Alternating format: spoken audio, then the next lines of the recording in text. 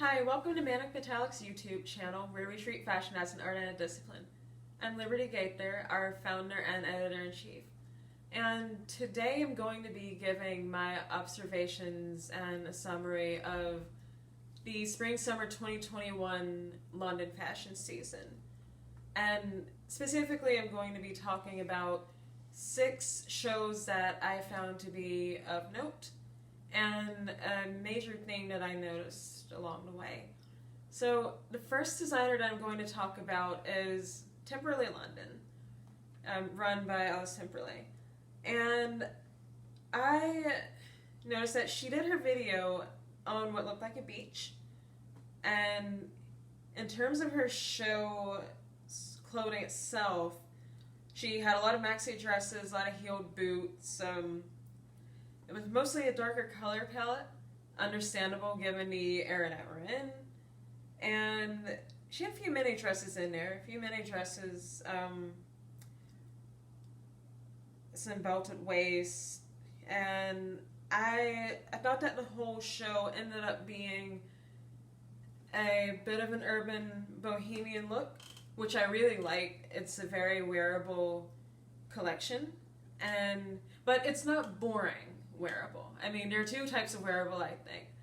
There is boring wearable where it's really, really commercial, but also there is interesting wearable where the clothing's nice, but also you don't have to struggle to get into it. So I think she had a really good collection. Second, Vivienne Westwood. Dame Vivienne Westwood, if you're a Brit. I wasn't impressed. I wasn't impressed with the show that she put on. And I know that Dame Vivienne Westwood is devoted to sustainability. You know, she uses eco-friendly fabrics, is devoted to showing only one time a year, which I really, really admire those tenets of her house. However, I feel like she is someone that started off in the fashion industry being a punk, partnering with her partner at the time who was the manager of the band the Sex Pistols. And so she definitely has bona fide punk cred, so to speak, but I feel like she has gotten, just like way too comfortable with trading off of being a punk. And I just, that doesn't do it for me. And, I think that she takes this, I would say a social bent, like she went from being just a straight punk to having more punk ideals, supporting climate change and, things of that nature. And so she puts those ideals to work in the majority of the collections that she puts out.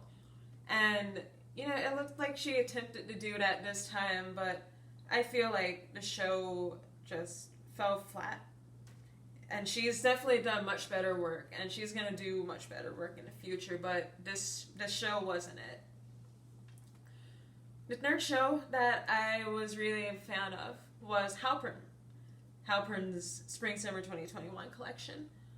I really like the idea of taking, instead of using typical models, taking 8 essential workers that were dressed in Halpern's clothing.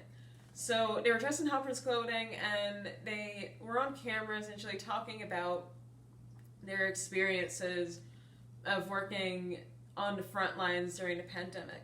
And I really like the idea that Halpern had about, just like making them feel beautiful. They've done so much for the public, and now let's give back to them. Let's make them feel, or I won't say let's make them, but let's help them to feel glamorous and dressed up. And it sounds like from watching the presentation that they appreciated that as well. In terms of the clothing, excellent construction, excellent tailoring. The jackets are really sharp. I mean, I'm a big fan of those. And overall, overall, I think that there were shades of, it was a very elegant show.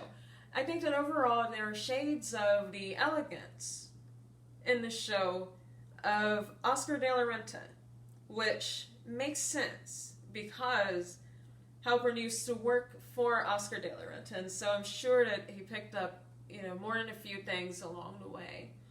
And I also actually feel like, along with those shades of de la Renta, I feel like there were, shades of Versace as well. Just really glamorous pieces that were made to be elegant as well. So, big fan of his show. The fourth one I'd say would be Bora Aksu.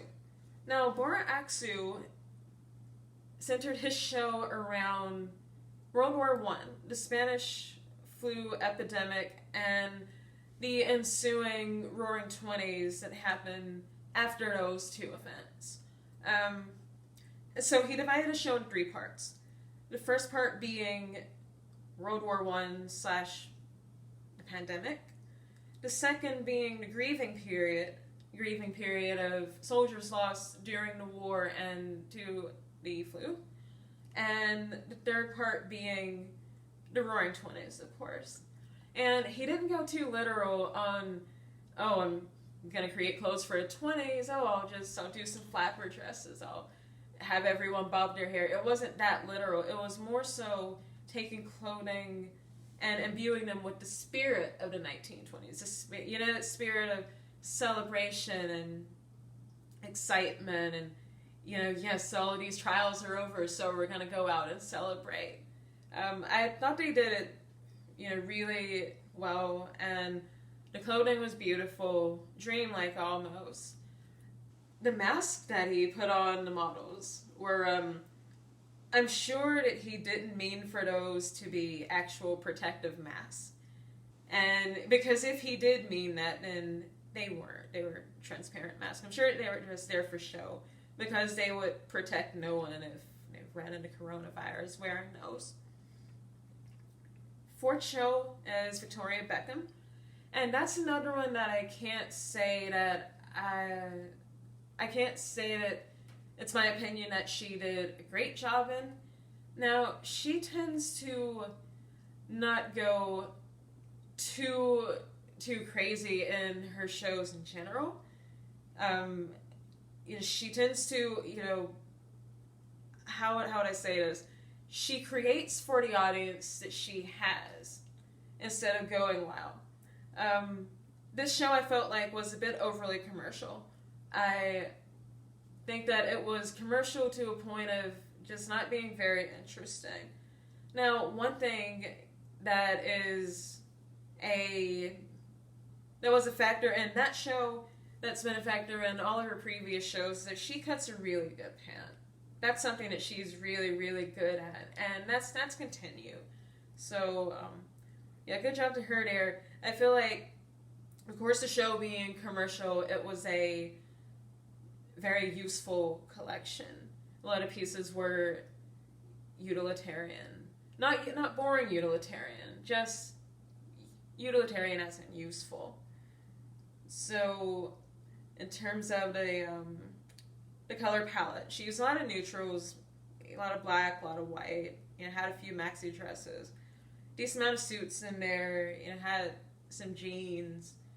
But yeah, overall, not a very interesting collection. It was very commercial, but she did basics well. That's something good to say. And the last show that I want to touch on is David Coma. And that was an interesting show. I really like the show itself.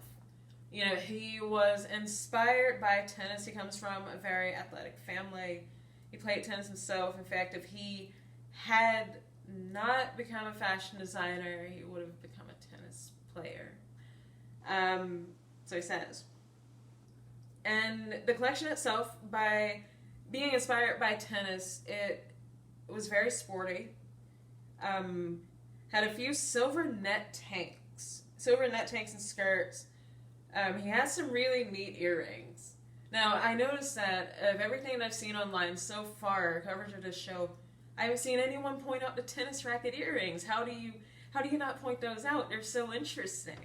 It was actually one of my favorite parts of the show.